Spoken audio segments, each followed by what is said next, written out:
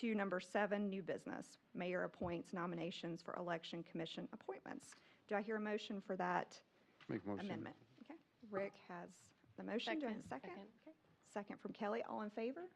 Okay, great. Thank you very much. So we can follow the agenda as the one you have in front of you. Okay, approval of the minutes of previous meeting. Do I have a motion to approve regular council minutes from June the 15th? Motion to approve. Dr. Chris with motion. Do I have a second? Second.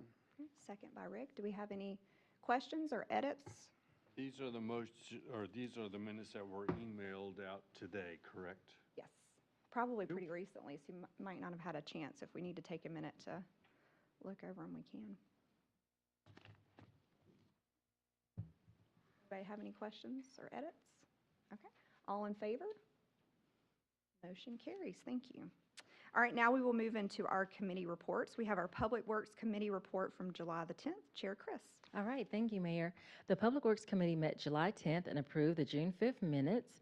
The committee discussed the June Public Works report.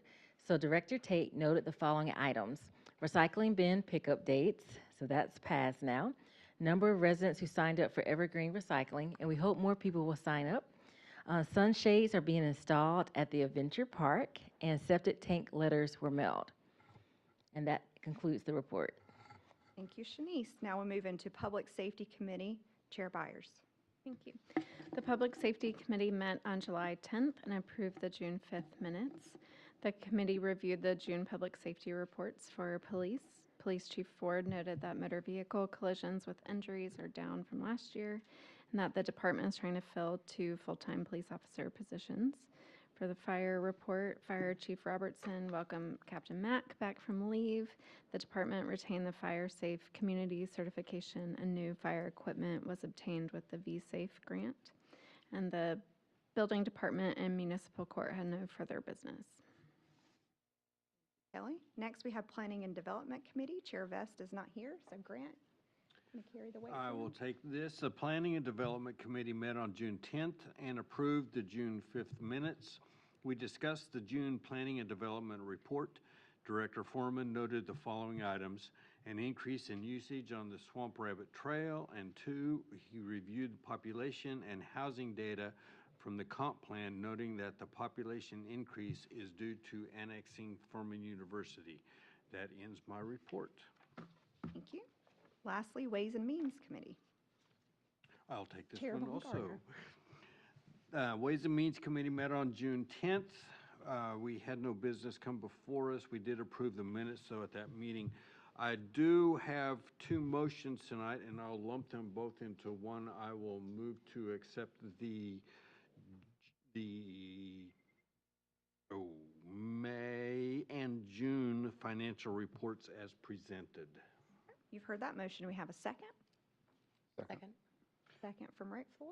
The May financial report was included with our report for committee last week, and the June report was emailed to us just a few days ago by Mr. Eric, and I will say that he and I have met on this just for information purposes. We know that this is not an end-of-the-year report whatsoever, that there will be some more adjustments made to this as we get to end of the year. There will be some more income coming in, because income that is quarter income that comes in June is still in last year's budget figures, and that will be adjusted and worked out as we go along. So just making a note of that.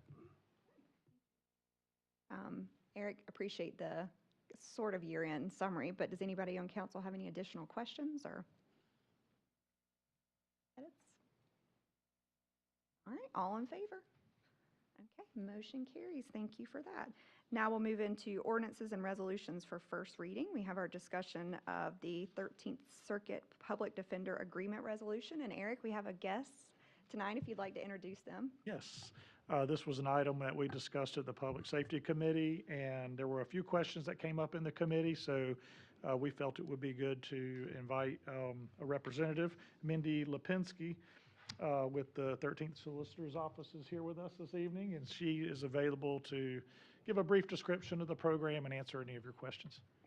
Thank you for So, coming. I'm actually with the Public Defender's Office. The solicitors is kind of the other side of the I'm court.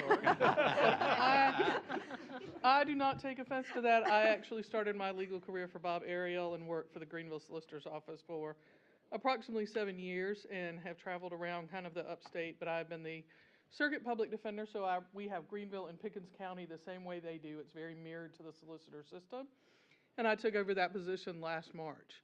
And when I did, at that time, the office had an existing contract with the city of Greer and just the county municipalities. So we provided coverage in county magistrate court, so blue tickets, that's kind of, everybody kind of get, but blue tickets in the magistrate courts in the city of Greer. We have a county-wide agreement for Pickens County. So we not only represent everybody in magistrate court in Pickens County, but we represent all 5 municipalities in Pickens County. So City of Pickens, Clemson University, Easley, Liberty, and there's one more I'm forgetting right now, that should be bad about me, but we kind of had a global agreement over there. And I started wondering why we didn't have one here, and did we need to do that? And so we began by reaching out to the local municipal judges and said, we think you really need to be doing this. The Sixth Amendment guarantees a right to counsel. Some other counties and municipalities and kind of across have seen some legislation for not providing counsel to individuals who are indigent. And just in general, it is kind of our way and our means to provide those services in the county, and we seem to be best suited to do it. So we do have a magistrate municipal division that is 2 attorneys, and they go out around the county and provide those services. So we obviously target people who are indigent, who are around the poverty line. We have a division that does screening, so they get a referral to come down, be screened by us. They take into consideration a lot of factors, not just income, but household income, what your bills are, what your assets are, those kind of things. And then if you meet that, then we qualify. We do extend to all of the judges that we realize there are a lot of people who are kind of on the border, that you're not really below the poverty line, but you're also not hiring Frank Epps anytime soon either. And so maybe you need that help. And we accept that, and we take those cases on occasion. And so I held a meeting earlier this year with some of the municipal judges and just said, this is what we can do. And we do have a lot of services that we can provide in addition to just indigent defense. So we have 2 full-time social workers. I have 3 investigators who do a lot of work. And those social workers take a lot of the people with drug addiction and we get them into treatment. We're aware of all the treatment facilities that are around. We know how to get them into these programs. We get them into shelters. You know, we really target some of the housing insecure in the county and the cities because homelessness is a growing problem here in the greater Greenville area. And so our social workers are, let's not criminalize that and put them in jail. Let's divert them into something where we're going to solve that problem and they don't become a repeat customer, as we like to say, or a frequent flyer in some of your municipal courts. So that is what we did. And originally we bounced around a lot of figures, but I basically tried to model it after Greer or what we do in Pickens. And what I've seen some of my counterparts do in other counties is everybody buys in for a certain amount, and then we kind of assess where we are in a year, in part because I don't know what your caseload is going to be. We gave you the lowest buy-in amount of any municipality. Because I did that, your budget is lower than the other municipalities in Greenville. So I think it's fair. You're paying Fountain Inn, Greenville, Simpsonville money. You don't have Greenville, you know, those kind of budgets. So we gave you a lower buy-in with the understanding that we will then kind of take what we get from you in a year and go, are you paying too much? Are you paying too little? Is this the right fit for you? And then adjust it going forward. But the buy-in we offered Travelers Rest was $5,000, which would handle about 15 cases a year. I think that's probably what you are. You may have some aggressive ticket writers and that kind of thing that drive that number up. You may be a much more affluent population and not really have as much of that need. It's hard to assess that until we really start getting into it, but it's rare to see any municipality in this day and age not have about 10 to 15 cases. I mean, that's a pretty low threshold. It's something we see out of Liberty and even the city of Pickens, which are kind of, I think, somewhat comparable in size to you all. And so that's kind of why we thought that was a good jumping off point for you. We do offer some, we don't just want to take all your money and build a public defender fiefdom. So I have 2 designated jail attorneys that the county funds, and their goal is to move people through the system quicker. What we realize is that people that we represent are in jail usually because nobody will pay $100 to bail them out.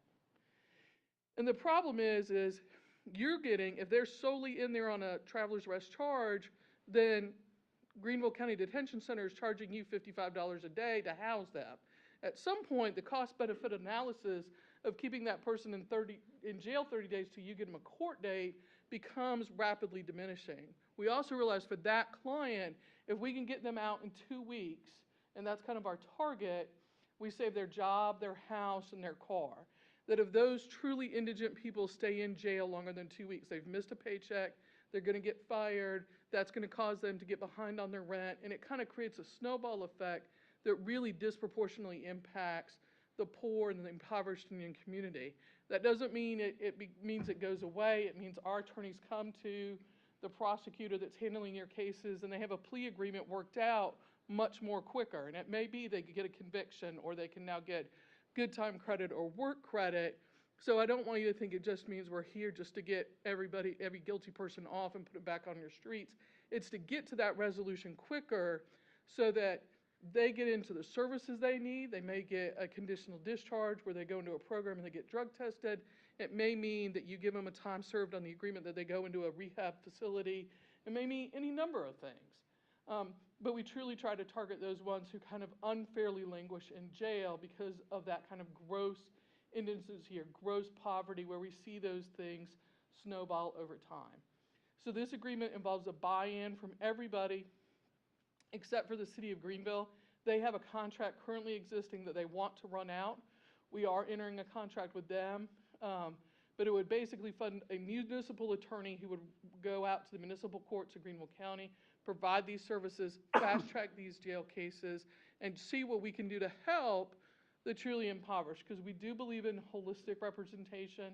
We do believe in trying to help it. We want to stop the cycle of poverty, the criminalization of poverty, and see what we can do. And we have 2 just amazing social workers who do a lot to, let me get you back on SSI if you've lost SSI. Let me get you back onto food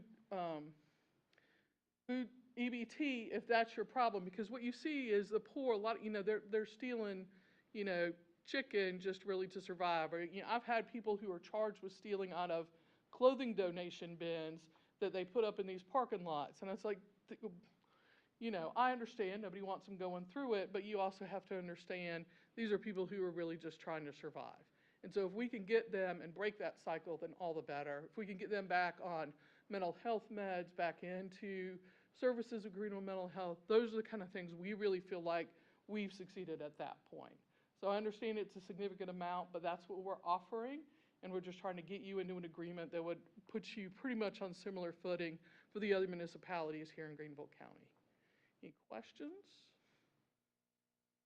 You're very thorough and I know, I was- informative, and engaging. It was wonderful. Thank you. I told you, Eric already sold Oh, this that's to fine. us, but you just reinforced it, and you did very, very clearly put it on an individual level and how we can kind of contribute to that. So I appreciate What that. is the household income to qualify? Is it, The household income, I don't know what the household income to qualify is. I think the individual income right now is about 17, and it depends on how many kids are in the home. Okay, But so- you're generally looking at people who are roughly $30,000 a year and Okay. under. the thing is, well, that's good, that covers more people Yeah. that way. So. Yeah, it really kind of, the more, if you support more people, but it also, the household income also, what we will see is, and this kind of becomes a rub with on a number of levels is, you'll see an 18-year-old with no job who's living with mom and dad. He doesn't have any income, but mom and dad live in a well-to-do house. Legally, they don't have to buy their son a lawyer, but they kind of get carved out of the picture. But realize that most of the charges that you're talking about that this contract would deal with are driving under the influence, first offense, assault and battery, third degree, which is kind of like a bar fight, domestic violence, third degree. We consider those a municipal charge. Those are the things that we tend to get appointed on. We don't really do traffic tickets and those kind of things because those aren't jailable offenses. The city's not locking people up unless they're doing 150 somewhere going really crazy. So we really look at those kind of services and that kind of thing. But around $30,000, depending on how many kids or elderly people, how many people are living off of that household income. And that's why it's hard to pinpoint, but Okay. that's where we're at. All right? I just want to, I just want to say I appreciate thinking about how this is a preventative measure for future issues of crime and hopefully getting people the services they need. So I think that's a really good holistic viewpoint. Thank you. Thank you. I've got a question or two, if Okay. you don't mind. First of Yeah. all, did you still see John Malden? John come around much? John comes around a lot. There's a Greenville Defense Bar lunch once a month, and he comes out every now and then Yeah. because he doesn't miss a good lunch. And I'm but we do see him around, and it's bar functions and stuff like that. He still is very active, but he's at well past 72. He's kind of given up the actual practice of law and now just enjoys the art of it. We'll say. He and Diane enjoying the good life. But and I don't want to sound difficult, but to me, I mean, with my research, it seems to me that this is more of an unfunded type mandate. And is it not true that several years ago, about 5 years ago, the State House put a proviso into the budget that actually requires this? It does require municipalities to provide it, but you're right, it is unfunded, and I'll tell you, there's a whole political history behind that. We do get, so some of our funding, although it's a very small percentage and really wouldn't even come close to even getting to this amount, everybody who pays a fine or a fee, we basically get like $1 off of that. And so the belief was we should just take that money and fund it, and what the State House realized is that that's not enough. They have lots of little things like that where they try and act like they're giving us a huge amount of money and they're really not.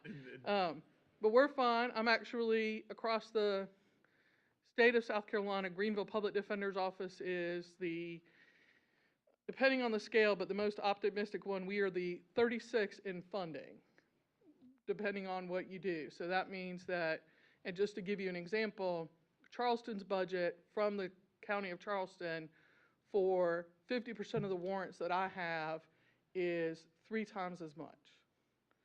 And so Greenville doesn't give us a lot of money, but what I tell people that is I do things really efficiently and effectively with a little amount of money. But I get that a lot of times from the municipalities is why doesn't the state fund this? Part of that is because you control the fluctuation in need. For example, the city of Easley, which doesn't look that, is growing, probably has 75% of my Pickens municipal budget. The city of Greenville, ironically, by caseload, would not if I had them included in my budget. So it's interesting to see that. Some cities just kind of do it more aggressively and target, and so I think making the municipalities funded at that level kind of makes them have skin in the game, but I get it. Well, and again, I'm not trying to be difficult, so please don't think that. No, I understand. But, with it coming from the state, it being as an unfunded mandate, it's also, for lack of better terms, it's a hidden mandate. I mean, it's nothing that we were aware of until this came up. Well, I get that, and part of that I would say is, if you want to blame anyone, you got to go to the U.S. Supreme Court and Gideon versus Wainwright when they said that if you're going to put somebody in jail, they deserve the right to counsel. And so really what the state, I think, was trying to do really, because a lot of it is guarantee that those services are just being offered across the board, and it has been applied at the state level that right to counsel applies even in municipal court if somebody's liberty is going to be put in jeopardy. And while most of it is fines, there's a lot of 30 days suspended on a fine to get them to pay, and I get that.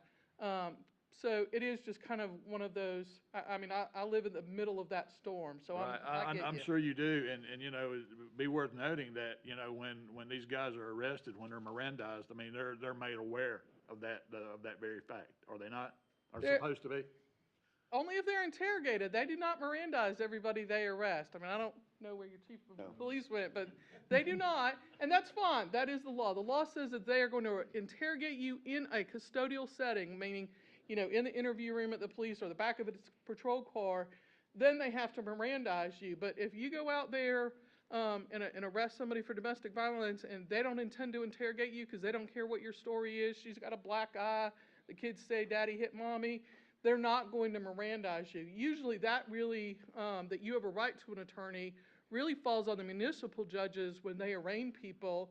And if they don't have the ability to provide that attorney, then those words become really empty. You have a right to an attorney, but we have no way of getting you one. You know, a lot of people don't understand that. But I'll say this, I don't have attorneys running around in municipalities stepping into police interrogations, cutting them off. I mean, I'll assure you that's not, I don't have that manpower. Thank you for that. Grant, did you have a question? I do have a question. So are you suggesting that the language inside of this, and it may already be there, but that our language includes that this agreement is both renewable and reviewable in a year to see where we are on the financial side of things? Yes. Mainly just, let's see where we are, you know. Did you use this at all? Have you at that time found somebody else who's willing to do it cheaper than I am? I doubt it, but if you can, God bless you. And to make sure it's proportional and fair. And what it may be is that all of our weight is going Greer, Simpsonville, you know, Malden and Fountain Inn, and they need to pay a greater percentage and you pay less. But I had to start somewhere, and not all of the cities are on what's called a central index. And so I don't have access to that information until we really get in there. And so we kind of had to jump off the diving board at some point. And this was kind of, I looked at what your budget is compared to other municipal budgets and other agreements that I have and other public defenders have, and that's kind of where we got the jumping off point. Okay, great. So, Eric, I will ask you, so in our language of this, we do have it in there that this is just a one-year stint at this point? Yes, it's covered in the agreement, and I also had the city attorney review it as requested by council. He reviewed it, he was very familiar with it already, and he approved it as well. Yeah, I went, well, Robbie Childs. He doesn't do that, but there is an attorney who provides representation for a lot of, Malden, Simpsonville, Fountain Inn, and maybe Greer all have the same independent provider of prosecution. The solicitor's office doesn't even come down and prosecute their cases. And so I went back and forth with them revising this multiple ways. So I think it had kind of been floated around a kind of different ways. So it's an experiment. We understand that. You're not locked in perpetuity. I'm not going there. I think we'll be interested to see after a year kind of how things shake out and the benefits. Eric, is Daniel Hughes still our prosecuting attorney? Yes. Daniel is? Yes. Okay. Any additional questions? All right, well, thank you. We Thank you appreciate so much. it. Yeah. Thank you. Appreciate your it. time. Thank you. You're very impressive, so it comforts me to know that you work for the Public Defender's Office, so thank you so much. All right, well, we have heard, this is the ordinances for first reading, so Eric, we need to have two, is that correct? It's just a resolution, so Oh, it will okay. just be one vote this evening to Okay, approve great, it. so Yep. just one, so do we hear a motion to approve? Motion. Okay, the 13th Circuit Public Defender Agreement with Shanice Chris. Do I have a second? Second. Okay, second from Kelly. Any further comments? All right, all in favor? Great. Wayne, oppose? Opposed. Okay, thank you for that. All right, we will move on. Thank you again for coming and hanging out with us tonight and making the effort. All right, now we'll move into agreement for provision of 911 dispatch services for North Greenville University. Eric, you want to give us a little rundown of Yes, that? so this is something that we discussed during budget time, that we had been in discussion with North Greenville University to provide emergency dispatch services for the university campus. You know, council budgeted accordingly with this agreement in mind, and so this is just kind of following through, bringing that agreement and resolution to council. The term of the agreement is 6 years for a total compensation to the city of $150,000. The city will receive $50,000 the first year of the agreement, and then $20,000 each subsequent year through 2026 in this agreement.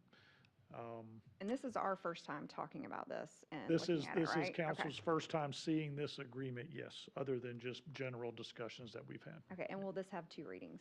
No, this will This have will have one one too? reading, yes. Okay, all right, what questions do we have for Well, let's do a motion in a second, and then we'll go into discussion. Do I hear a motion for approval of agreement for North Greenville University? motion. Okay. Motion with Rick Floyd. Do I hear a second? Second.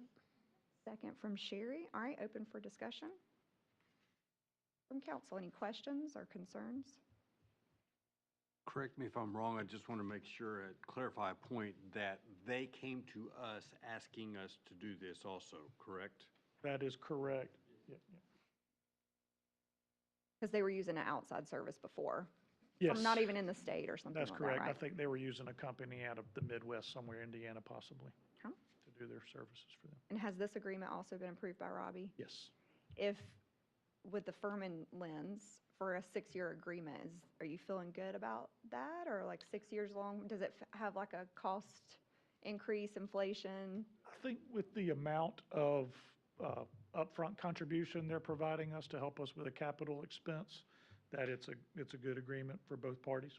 We were very comfortable I mean, with that's really the term. bulk of it, is us. That's correct. Yeah, approving. we're going to use, we don't anticipate our costs on an operational side increasing. The capital side, which we discussed was, we're going to purchase a new piece of equipment that we were going to need to purchase Right, at either way. some point anyway. This will help us move that purchase up to this year as opposed to kicking that can down the road a little further. And so that was what some of the contribution is going to go for. The other is going to offset operational cost. We don't think that we're going to need to hire another employee to be able to handle the volume. No, So, yeah. and so far, we might be on the radio once or twice. Okay, just They're minimal. essentially paying that fee for emergency purposes. Okay. But if I understand correctly, I mean, there's no students, there are very, very few students there. But when the student body returns, that was gonna be my question. Do you anticipate the call volume,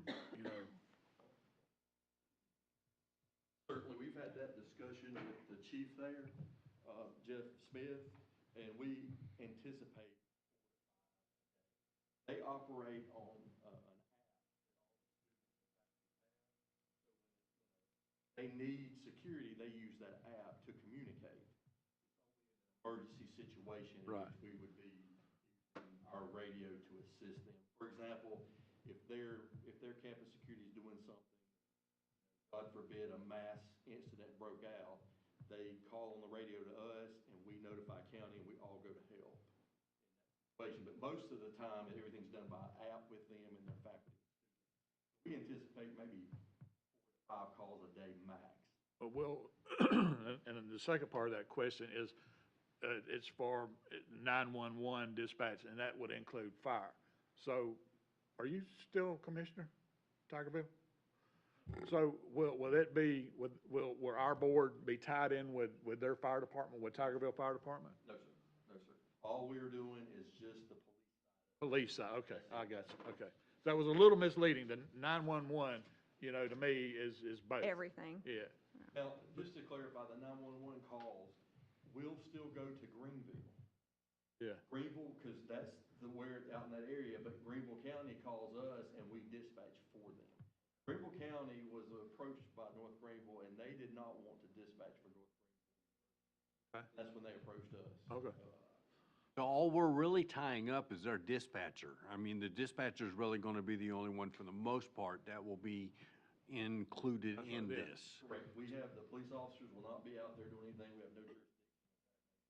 We won't do anything unless it's an emergency of some sort. So call volume, if call volume does increase, it's only literally our call volume that the dispatcher is actually going to be having to take, which might be 5 more calls a day is what we're anticipating. Correct. Okay, does that make sense? If it does increase, I will be Good sure with to it. keep track of that. We're keeping logs of that with the Greer.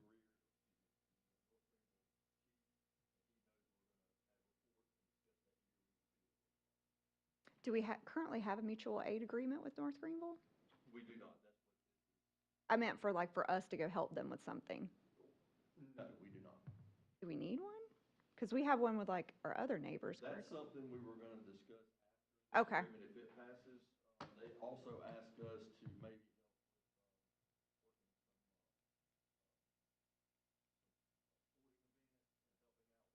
Oh, okay, okay. with them on So you that. would need a mutual aid agreement, okay. We would, Gotcha. And Eric, I'm sorry, you might have said this. So did you already put this in the budget that's coming up? We did. Okay, We I thought included so. the revenue side in the budget, Right. which was the initial first-year contribution or compensation of the $50,000 was reflected, and the expense was reflected on the capital side for the new console. That was going to be my other question, what we're going to do with the surplus. All right. So guys are the language on the first page of this says,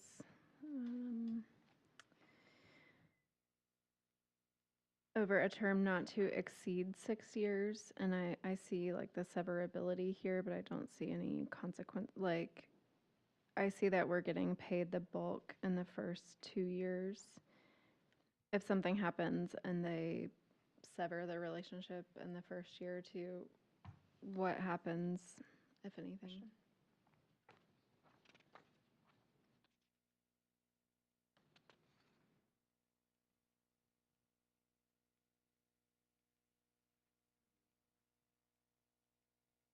Like, I see that we can, oh, okay, I see, a prorated refund representing the portion. Okay, I'm good, thank you. Don't worry about That was a good question. I didn't see that either. Thank you for answering that, Eric. Kelly's so smart. She asks a question and then answers that. Reading. All right. I any just wanted on the additional- record that Brandy just said I'm smart. Super so- smart. Super Okay. smart. Mhm. All right. That any- in the minutes, please. Oh, yes. Put it on your title. Any additional questions? All right. Do we hear a motion? Oh, wait, I'm sorry. do. All in favor? All right, motion carries. Thank you very much. Okay, old business, we have none, and now we will move into new business. Thank you again for coming tonight. Appreciate it. New business, we will have our nomination for the Election Commission appointment. Do we hear a motion for nomination for Patty Leonard, I think is how you pronounce it, but somebody can correct me, for election to our Election Commission? Do I hear a motion? Motion. Okay. Second. First by Kelly Byers, second by Sherry. Any further discussion or other nominations for us to consider? Who did you say? I'm sorry. Patty Patty Leonard, yeah. Leonard. Okay. Oh, Leonard, I'm sorry. I was getting all fancy with Leonard. That's what messed me up. Yeah. Leonard. Very fancy. Leonard. Leonard. Why didn't I go there? That's like Cantrell. Just say it's southern. You're right. Any further discussion or other nominations? All right, all in favor? Okay, thank you very much. And I know we might have, we of course always have and welcome additional volunteers. And so if you're interested, I know we have some volunteers in the audience that we appreciate you serving for the Election Commission, but for those that might be listening online, there's an application process and appreciate those who signed up or raised their hands to be on this commission and others. So we will take advantage of those other people for sure. All right, miscellaneous matters. Eric, do we have an administrative update? I just wanted to remind council that the MASC annual conference is next week, Thursday and Friday, for those that plan to attend. And just wanted to give a quick reminder about that, and that's really the only Great. update. I had two miscellaneous things. Appreciate everyone on council and, well, really Beth, for following through on our campaign signs policy. So she's included this for those who are seeking reelection or new election for our offices, just so they know where to put signs and how not to get in trouble. So thank you for kind of putting that together.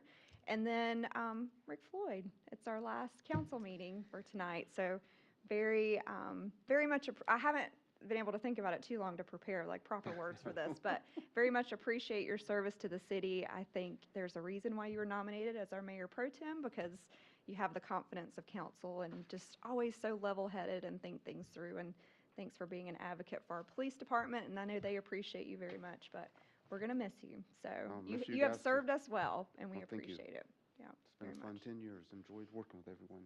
It's 10 years? Wow. That's crazy, Rick. Yeah, Like it it's is. been that long. Wow. I know. You were just So- a young whippersnapper when you came in, and look at you now, all grown up. The dude tried to jump on me when he was running.